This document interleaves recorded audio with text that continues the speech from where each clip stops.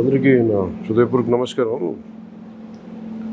ఈ ప్లాంట్ సంస్థ నుంచి కును అమర్నాథ్ గారు, దివ్యాంజలి గారు ఈ పర్యావరణానికి సంబంధించి సహాయపడేలాగా ఈ ఆగస్టు 15 దినోత్సవానికి జెండాలు ఇలాంటివి వాడుతూ ఉంటారు, పెట్టుకుంటూ ఉంటారు. కానీ ఇవి ప్రత్యేకించి పర్యావరణాన్ని దృష్టిలో పెట్టుకొని ప్లాస్టిక్ కాకుండా పర్యావరణాన్ని దృష్టిలో పెట్టుకొని దీంట్లో కొన్ని సీడ్స్ వేసి మరి పంచుతూ ఉన్నారు.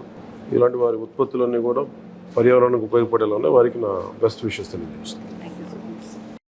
అలాగే వినాయక చవితికి కూడా ఈ మట్టి విగ్రహం వాడటం కూడా వారికి నా అభినందనలు తెలియజేస్తా ఉన్నాను. దీనివల్ల పూజ ఇది ఒకటే కాకుండా పర్యావరణానికి కూడా చాలా మంచిది. లోపల పూజ అయిపోగానే అది వెంటనే దీని నుంచి ఒక మొక్క వచ్చేలాగా చేస్తూ ఉన్నాను. వారికి నా అభినందనలు. Thank you.